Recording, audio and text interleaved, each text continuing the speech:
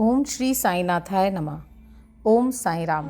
श्री साई सच्चरित्र अध्याय 41। चित्र की कथा, चिंदियों की चोरी और ज्ञानेश्वरी के पठन की कथा। गत अध्याय में वर्णित घटना के 9 वर्ष पश्चात अली मोहम्मद हेमात पंत से मिले और वह पिछली कथा निम्नलिखित रूप से सुनाई। एक दिन बंबई में घूमते घूमते मैंने एक दुकानदार से बाबा का चित्र खरीदा, उसे फ्रेम कराया और अपने घर मध्य बंबई की बस्ती में लाकर दीवार पे लगा दिया। मुझे बाबा से स्वाभाविक प्रेम था, इसलिए मैं प्रतिदिन उनका श्री दर्शन किया करता था। जब मैंने आपको हेमात पंत को वह चित्र भेंट किया, उसके 3 माह पूर्व मेरे पैर में सूजन आने के कारण शल्य चिकित्सा भी हुई थी। मैं अपने साले नूर मोहम्मद के यहाँ पड़ा हुआ था। खुद मेरे घर पे 3 माह से ताला लगा था और उस समय वहाँ पे कोई न था।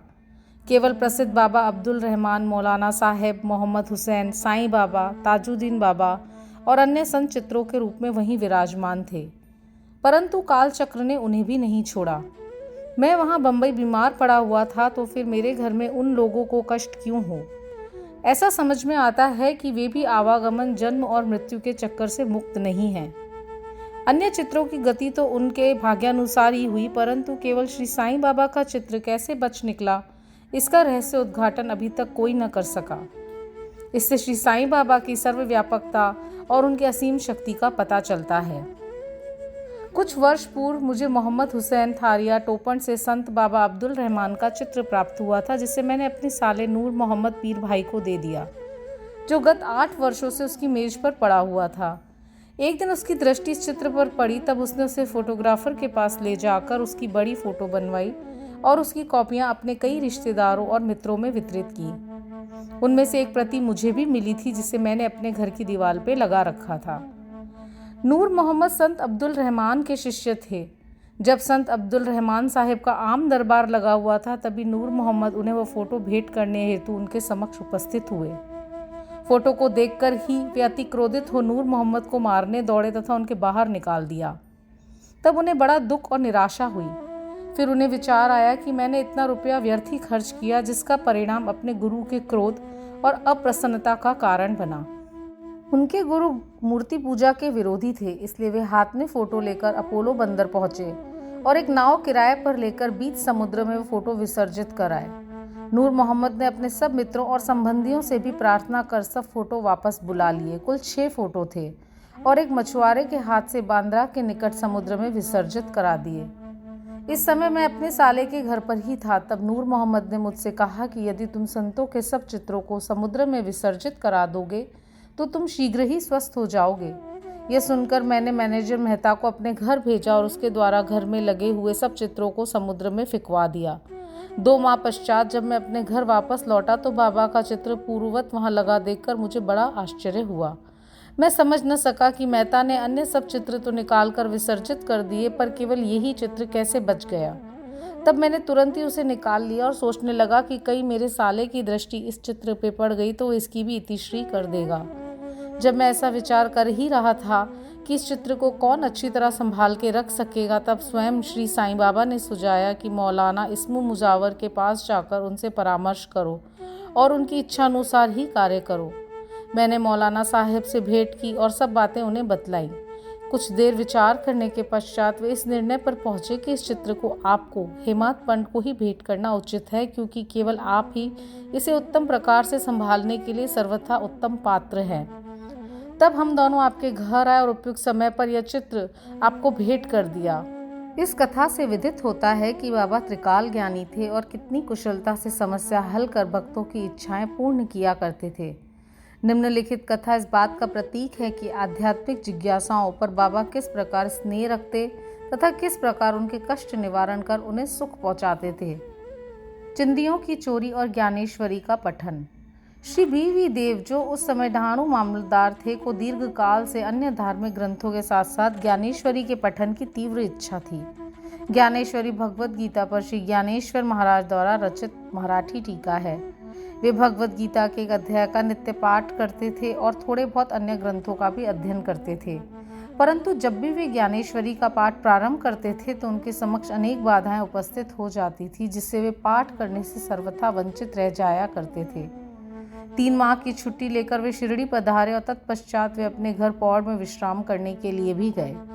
अन्य ग्रंथ तो वे पढ़ा ही करते थे, परंतु जब ज्ञानेश्वरी का पाठ प्रारंभ करते तो नाना प्रकार के कलुषित विचार उन्हें इस प्रकार घेर लेते कि लाचार होकर उनको उसका पठन स्थगित करना पड़ता था। बहुत प्रयत्न करने पर भी जब उनको केवल 2-4 ओवियां पढ़ना भी दुष्कर हो गया, तब उन्होंने निश्चय किया कि जब दयानिधि श्री साईं कृपा करके इस ग्रंथ के पठन की आज्ञा देंगे तभी इसका श्री गणेश करूँगा। सन 1914 के फरवरी मास में वह सकुटुंब शिरडी पधारे। तभी श्री जोग ने उनसे पूछा कि क्या आप ज्ञानेश्वरी का नित्य पठन करते हैं? श्रीदेव ने उत्तर दिया, मेरी इच्छा तो बहुत है, परंतु मैं ऐसा करने में सफलता नहीं पा रहा हूँ। अब तो जब बाबा की आज्ञा होगी तभी प्रारंभ करूँगा। श्री जोग ने सलाह दी कि ग्रंथ की एक प्रति खरीद कर बाबा को भेंट करो और जब वे अपने कर कमलों से स्पर्श कर उसे लौटा दें तब उसका पठन प्रारंभ कर देना। श्री देव ने कहा कि मैं इस प्रणाली को श्रेयस कर नहीं समझता, क्योंकि बाबा तो अंतर्यामी हैं और मेरे हृदय की इच्छा उनसे कैसे गुप्त रह सकती है। क्या वे स्पष्ट शब्दों में आज्ञा देकर मेरी मनोकामना पूर्ण ना करेंगे? श्री देव ने जाकर बाबा के दर्शन किए और 1 रुपया दक्षिणा भेंट की। तब बाबा ने उनसे 20 रुपये दक्षिणा और मांगी, जो उन्होंने सहर्ष दे दी। रात्रि के समय श्री देव ने बालक राम से भेंट की और उनसे पूछा आपने किस प्रकार बाबा की भक्ति तथा कृपा प्राप्त की है। बालक राम ने कहा, मैं दूसरे दिन आरती समाप्त होने के पश्चात आपको पूर्ण वृतांत सुनाऊंगा। दूसरे दिन जब श्री देव साहिब दर्शनार्थ मस्जिद में आए तो बाबा ने फिर 20 रुपये दक्षिणा मांगी, जो उन्होंने सहर्ष भेंट कर दी। मस्जिद में भीड़ अधिक होने के कारण वे एक और एकांत में बैठ गए। बाबा ने उन्हें बुलाकर अपने समीप बैठा लिया। आरती समाप्त होने के पश्चात जब सब लोग अपने घर लौट रहे थे तब श्रीदेव ने बालक राम से भेंट कर उनसे उनका पूर्व इतिहास जानने की जिज्ञासा प्रकट की तथा बाबा द्वारा प्राप्त उपदेश और ध्यान आदि के संबंध में पूछताछ की। बालक राम इन सब बातों का उत्तर देने ही वाले थे कि इतने में चंद्रू कौड़ी ने आकर कहा कि श्रीदेव को बाबा ने याद किया है। जब देव बाबा के पास पहुंचे तो उन्होंने प्रश्न किया कि वे किससे और क्या बातचीत कर रहे थे। श्रीदेव ने उत्तर दिया कि वे बालक राम से उनकी कीर्ति का गुणगान श्रवण कर रहे थे। तब बाबा ने उनसे पुनः 25 रुपये दक्षिणा मांगी, जो उन्होंने सहर्ष दे दी। फिर बाबा उन्हें भीतर ले गए और अपना आसन ग्रहण करने के पश्चात उन पर दोषारोपण करते हुए कहा कि मेरी अनुमति के बिना तुमने मेरे चिंदियों की चोरी की है। श्रीदेव ने उत्तर दिया, भगवान, जहाँ तक मुझे स्मरण है मैंने ऐसा कोई कार्य नहीं किया है। परंतु बाबा कहाँ मानने वाले थे। उन्होंने अच्छी तरह ढूंढने को कहा। उन्होंने खोज की परंतु कहीं कुछ न मिला। तब बाबा ने क्रोधित होकर कहा कि तुम्हारे अतिरिक्त यहाँ और कोई नहीं है, तुम ही चोर हो। तुम्हारे बाल तो सफ़ेद हो गए और इतने वृद्ध होकर भी तुम यहाँ चोरी करने को आए हो। इसके पश्चात बाबा आपे से बाहर हो गए और उनकी आंखें क्रोध से लाल हो गई। वे बुरी तरह से गालियां देने और डांटने लगे। देव शांतिपूर्वक सब कुछ सुनते रहे। वे मार पड़ने की भी आशंका कर रहे थे कि 1 घंटे के पश्चात ही बाबा ने उनसे वाड़े में लौटने को कहा। वाड़े को लौटकर उन्होंने जो कुछ हुआ उसका पूर्ण विवरण जोग और बालक राम को सुनाया। दोपहर के पश्चात बाबा ने सबके साथ देव को भी बुलाया और कहने लगे कि शायद मेरे शब्दों ने इस वृद्ध को पीड़ा पहुंचाई होगी। उन्होंने चोरी की है और इसे स्वीकार नहीं करते हैं। उन्होंने देव से पुनः 12 रुपये दक्षिणा मांगी, जो उन्होंने एकत्र करके सहर्ष भेंट करते उन्हें नमस्कार किया। तब बाबा देव से कहने लगे कि तुम आजकल क्या कर रहे हो। देव ने कहा, कुछ भी नहीं। तब बाबा ने कहा, प्रतिदिन पोथी ज्ञानेश्वरी का पाठ किया करो। जाओ वाड़े में बैठकर क्रमशः नित्य पाठ करो और जो कुछ भी तुम पढ़ो उसका अर्थ दूसरों को प्रेम और भक्ति पूर्वक समझाओ। मैं तो तुम्हें सुनहरा शैला दुपट्टा भेंट करना चाहता हूँ, फिर तुम दूसरों के समीप चिंदियों की आशा से क्यों जाते हो? क्या तुम्हें ये शोभा देता है? पोथी पढ़ने की आज्ञा प्राप्त करके देव अति प्रसन्न हुए। उन्होंने सोचा कि मुझे इच्छित वस्तु की प्राप्ति हो गई है और अब मैं आनंद पूर्वक पोथी ज्ञानेश्वरी पढ़ सकूंगा। उन्होंने पुनः साष्टांग नमस्कार किया और कहा कि हे प्रभु, मैं आपकी शरण में हूँ, आपका अबोध शिशु हूँ, मुझे पाठ में सहायता कीजिए। अब उन्हें चिंदियों का अर्थ स्पष्टतः विदित हो गया था। उन्होंने बालक राम से जो कुछ पूछा था वह चिंदी स्वरूप था। इन विषयों में बाबा को इस प्रकार का कार्य रुचिकर नहीं था, क्योंकि वे स्वयं प्रत्येक शंका का समाधान करने को सदैव तैयार रहते थे। दूसरों से निरर्थक पूछताछ करना वे अच्छा नहीं समझते थे, इसलिए उन्होंने डांटा और क्रोधित हुए।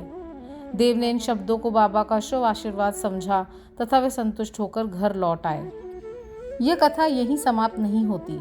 अनुमति देने के पश्चात भी बाबा शांत नहीं बैठे तथा 1 वर्ष के पश्चात ही वे श्री देव के समीप गए और उनसे प्रगति के विषय में पूछताछ की।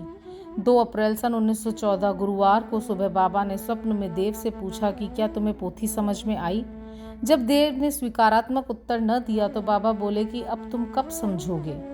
देव की आंखों से टप टप करके अश्रुपात होने लगा और वह रोते हुए बोले कि मैं निश्चय पूर्वक कह रहा हूँ कि हे भगवान, जब तक आपकी कृपा रूपी मेघ वृष्टि नहीं होती तब तक उसका अर्थ समझना मेरे लिए संभव नहीं है, और ये पठन तो भार स्वरूप ही है। तब वे बोले कि मेरे सामने मुझे पढ़कर सुनाओ, तुम पढ़ने में अधिक शीघ्रता किया करते हो। फिर पूछने पर उन्होंने अध्यात्म विषयक अंश पढ़ने को कहा। देव पोथी लाने गए और जब उन्होंने नेत्र खोले तो उनकी निद्रा भंग हो गई। अब पाठक स्वयं ही इस बात का अनुमान कर लें कि देव को इस स्वप्न के पश्चात कितना आनंद अनुभव हुआ होगा। श्री देव अभी सन 1944 जीवित हैं और मुझे गत 4-5 वर्षों के पूर्व उनसे भेंट करने का सौभाग्य प्राप्त हुआ था। जहाँ तक मुझे पता चला वह यही है कि वे अभी भी ज्ञानेश्वरी का पाठ किया करते हैं और उनका ज्ञान अगाध और पूर्ण है। यह उनके साईं लीला के लेख से स्पष्ट प्रतीत होता है। तारीख 19 अक्टूबर 1944। श्री सद्गुरु साईनाथार्पण मस्तु। शुभम भवतु। ओम साई राम।